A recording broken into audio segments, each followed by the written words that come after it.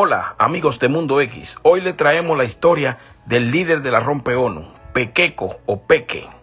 Viví por mi pensar y por mi manera de actuar. Todo lo que quería yo mismo lo tenía que alcanzar y fui escalando.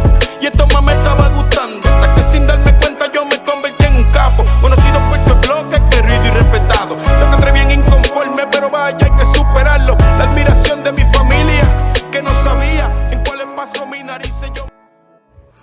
Pequeco, un peligroso y conocido bichote de la Rompe ONU de alturas de Cupey, Cristian Toledo Sánchez, fue dado de baja el día 9 de agosto del 2010 a los 25 años. En el residencial Los Lirios de Cupey, su cuerpo apareció junto al de Luis Gallardo Rivera, de 21 años, alias El Tuerto, quien fue asesinado en el fuego cruzado y represalia por la ganga rival La Gente de Peque. Al conocerse la noticia de que habían tumbado a Pequeco, la tensión aumentó en el barrio, donde se veían enfrentamientos y balaceras por varios meses. Se creía que quienes tumbaron a Pequeco fueron los de Los Claveles o los de Jardines de Paraíso, pero en un juicio celebrado en el 2014 resultó culpable de lo sucedido Giancarlos, alias El Hincho, de la ONU, Organización de Narcotraficantes Unidos. Cristian Toledo, alias Pequeque, era quien controlaba el sector Los Claveles, Cupey, Covadonga y Jardines del Paraíso en Trujillo Alto.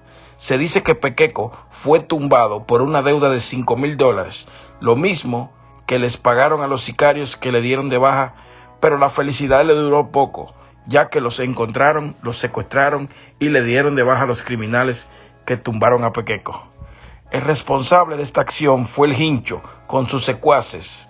Esto se llevó a cabo porque Hincho acusó a Peque o Pequeco de ser el responsable del tumbe de Lele.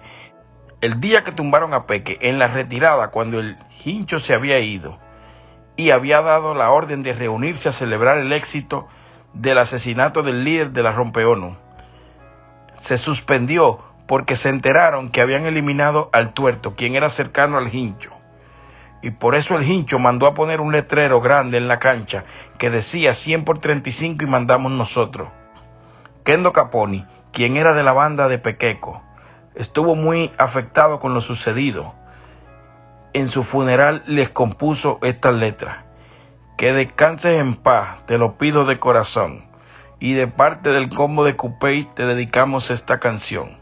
Gordo, todos sabemos que vamos para allá, pero sabemos que en el mundo que vivimos, usted váyase orgulloso, que todos los tuyos se sienten orgullosos, porque usted lo hizo de corazón. Siempre, papi, olvídate, nos vemos allá. Los condos de Humacao hicieron una lista en la que Kendo Caponi también se encontraba. La lista negra de sus enemigos, quienes quisieron darle de baja y lo fogonearon varias veces fallando en el intento.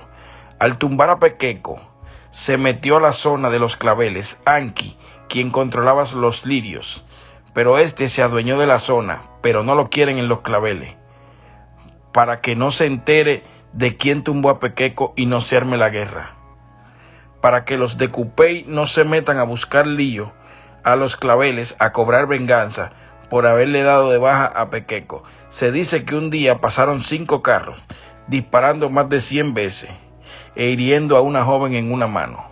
De acuerdo a informantes de Los Claveles, el bichote, conocido como Joel, quien estaba en la Federal junto a su hermano Alex, le había alquilado la zona a Pequeco, pero lo perdieron cuando tumbaron a Pequeco, ocupando los de Covadonga y Jardines de Paraíso, pero no quieren al abusador de Covadonga. Esto es Mundo X. Si te gustó el video, no olvides darle like, compartirlo y suscribirte. Viví por mi pensar y por mi manera de actuar. Todo lo que quería yo mismo lo tenía que alcanzar y fui escalando.